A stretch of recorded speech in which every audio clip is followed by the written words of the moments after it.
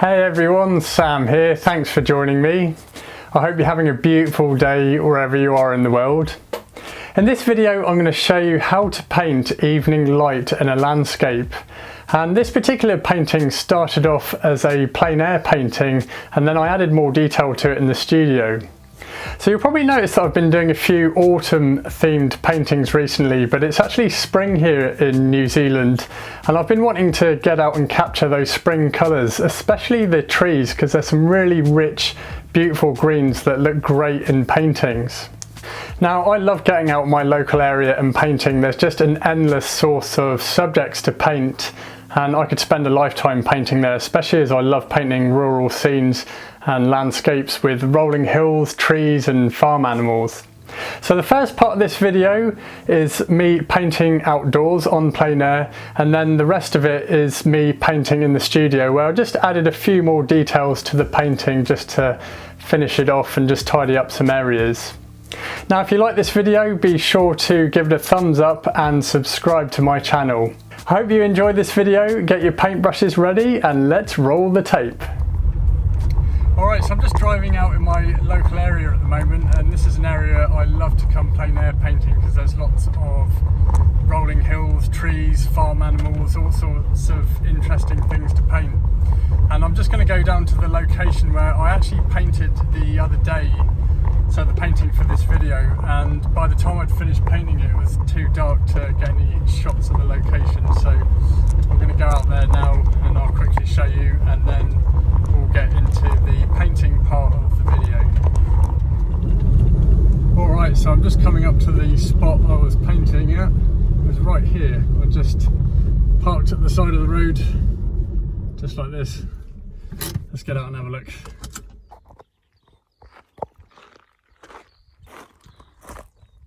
Alrighty, so I actually painted this view over here.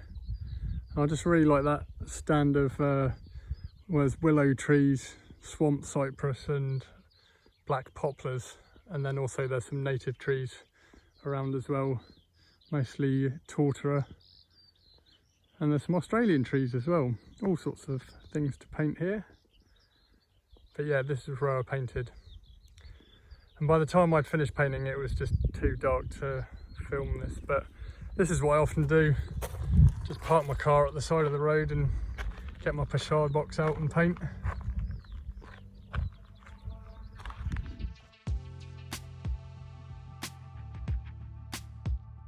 I'm painting on an 8x10 linen panel, and prior to coming out in the field I toned it with a layer of burnt sienna and allowed it to dry.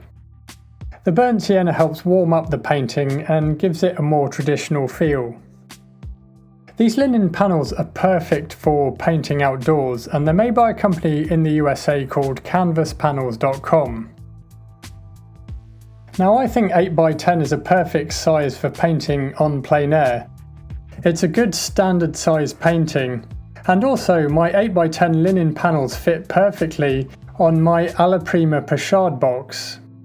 This is made by a guy called Ben Haggett who lives in the USA, and he hand makes all of these. A pochade box easel is perfect for painting outdoors, as it's compact, it has storage compartments and a palette to paint on. And as I said, this pochade box has a storage compartment for wet paintings. I'm sketching out my composition with burnt sienna mixed with liquin, as I'm using oil paint. Now, liquin speeds up the drying time and also improves the flow of the paint, and I find this product really useful for when I'm painting outdoors, because quite often the painting will have started to dry within about an hour, which means you can go over some areas of your painting and layer on thicker paint. I'm using a fairly limited palette, and the colours I'm using include titanium white, burnt sienna, yellow oxide, but you could also use yellow ochre, cadmium yellow, cadmium orange, quinacridone crimson, ultramarine blue and phthalo green. I'm mainly using number 5 and number 2 flat brushes, number 3 filbert brushes and number 1 and 0 round brushes. I generally use larger brushes for painting outdoors, so I can achieve more gestural brush marks, and also it means I can cover ground more quickly when I'm painting. Now the main thing I wanted to do with this painting was capture the evening atmosphere and mood. There was quite a lot of heavy cloud, but there was just a few gaps that every so often the bright sun was briefly bathing the fields and trees in the full light. When I started painting this, the sun came out only for a brief moment, but I was able to quickly take a couple of photos with my smartphone. I was able to refer to this, but because I've also painted outdoors many times, I've kind of remembered what a lot of the colours are in this area in the full sun, so I just remembered also what I was painting. But using a smartphone and taking a quick couple of reference photos before you start painting is always helpful.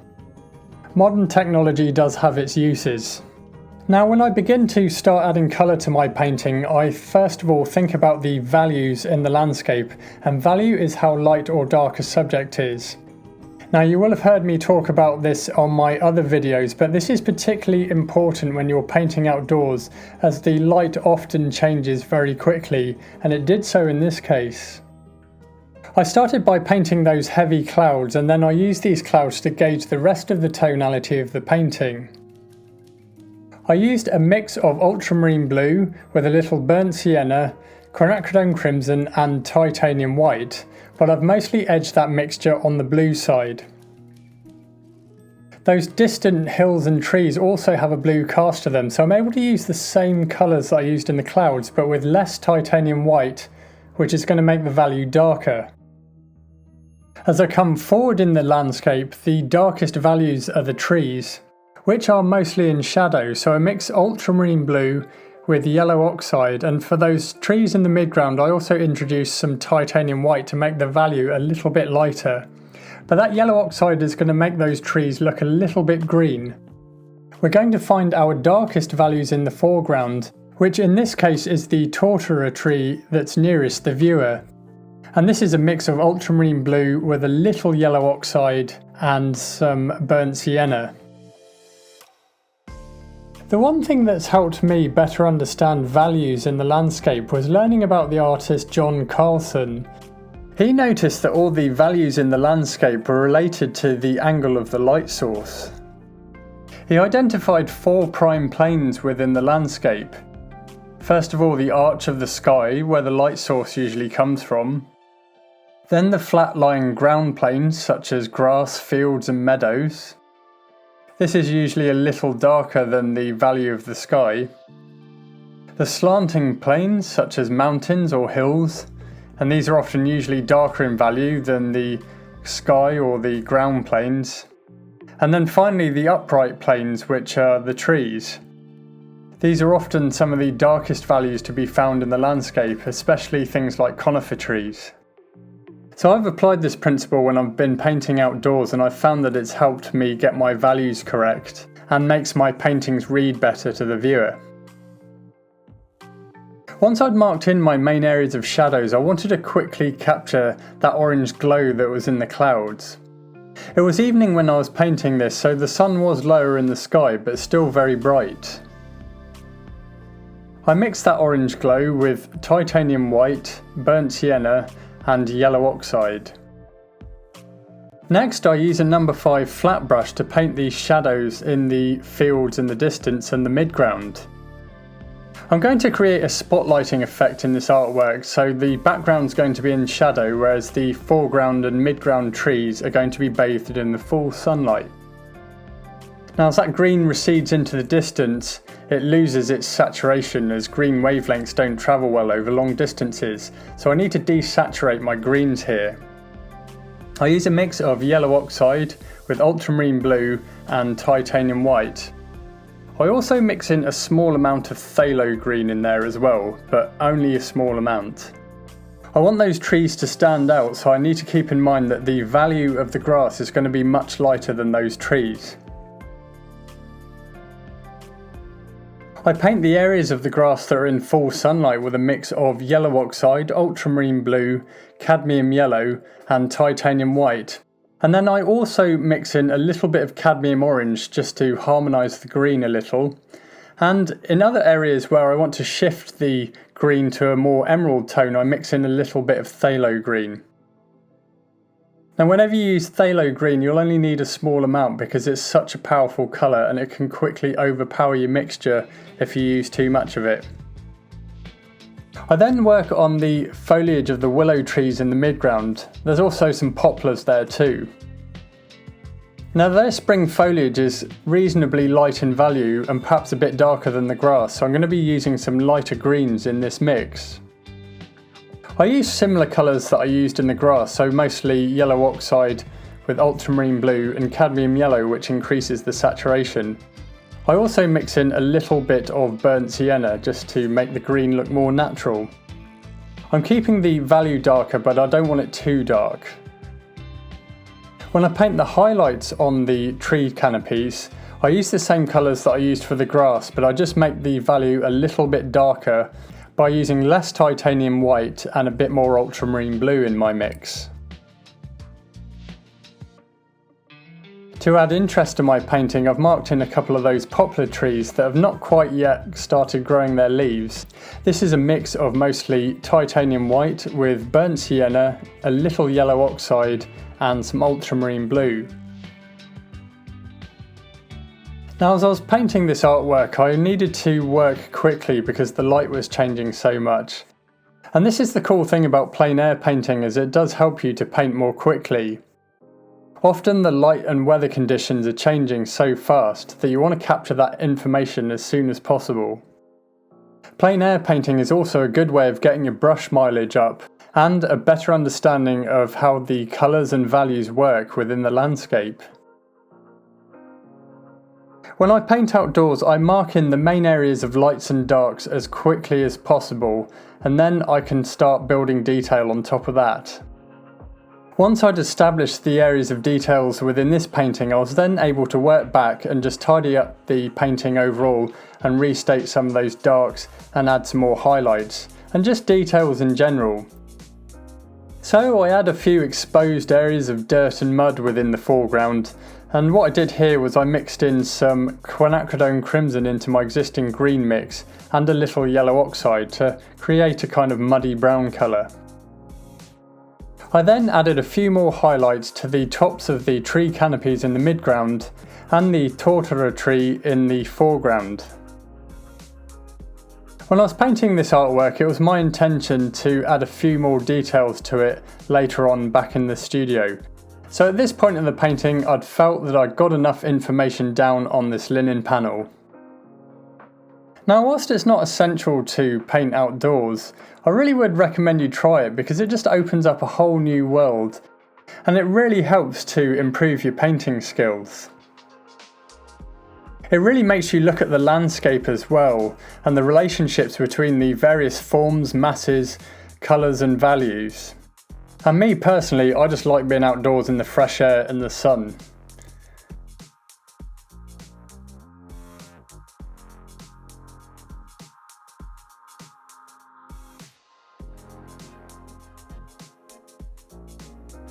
So back in the studio now, and I allow my painting to dry for a couple of days so that I can just add a few more details to it.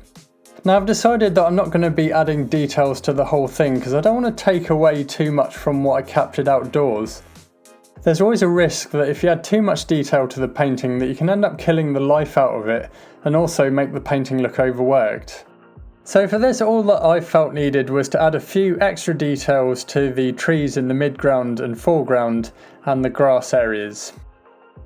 I'm happy with the sky and the background as it is, so I didn't feel the need to add any more details to it. I'm mainly just working on adjusting some of those values within the trees to enhance them more and just adding a few extra highlights to the tree canopies and the grass in the foreground. Now I want the tortora tree that's in the foreground to look like it is in the foreground. It's naturally quite dark in foliage, and this is where the darkest values are going to be found in this landscape. So I make the value of the foliage a little bit darker, and this is going to bring the tree forward in the painting. It's the same colours as I used before, a mix of yellow oxide with mostly ultramarine blue and a little bit of burnt sienna. I also restated some of the shadows in the willow trees in the midground. Now, as I'm going to be working on the highlights on these trees and the grass in the foreground that's in the full sunlight, I'm going to mix up a bunch of greens here. Now, on the day that I worked on this painting, I'd just previously worked on another landscape painting that featured a similar tree species and also grass, so I'd already mixed up some greens and was able to use some of those existing colours that are on my palette. So I'll just show you here how I mixed up some of the greens that I can use in these willow and poplar trees and the grass that's in the full light. I started off with yellow oxide and ultramarine blue, and then I increased the saturation of the colour by mixing in some cadmium yellow. To make the value lighter, I then mixed in some titanium white. I was then readjusting the mixture as I went along by mixing in more yellow oxide and more cadmium yellow. To mix some of those rich greens within the willow trees, I had some more cadmium yellow and ultramarine blue, also some yellow oxide. I also increased the saturation of the green by mixing in some phthalo green. And to the other corner of this green puddle, I mix in a little bit of cadmium orange. This gives the green a nice organic look.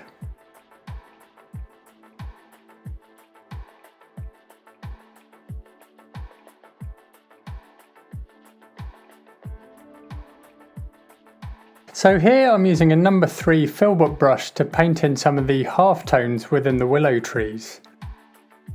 I then add some highlights to the tops of the tree canopies by mixing in some more titanium white and cadmium yellow into my existing green mix.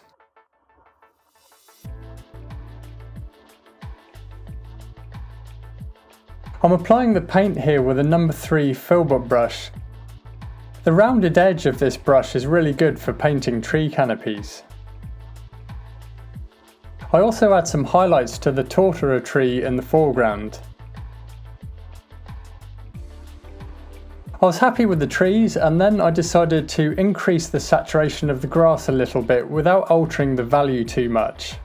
And I used the green mix that I made just a moment ago. I finish up the painting by adding a few shadows here and there and just tidying up areas. And then finally I paint a few sheep. Now I like adding animals into my landscape painting, just the suggestion of a few animals just adds life to the whole thing. I've used a much smaller brush here, a number 0 round brush. For the shadows in the sheep I mix ultramarine blue with burnt sienna and titanium white. And then for the highlights on the sheep, it's just a mix of titanium white with some burnt sienna. So in the end, I didn't need to do too much more work to this painting. It was just a case of adding a few extra details and some minor adjustments to the values and some of the colours. It was at this point that I decided the painting was complete. I have to say I really enjoyed painting this one, and I'm just loving getting outside, painting outdoors at the moment, so I'd really recommend you try it.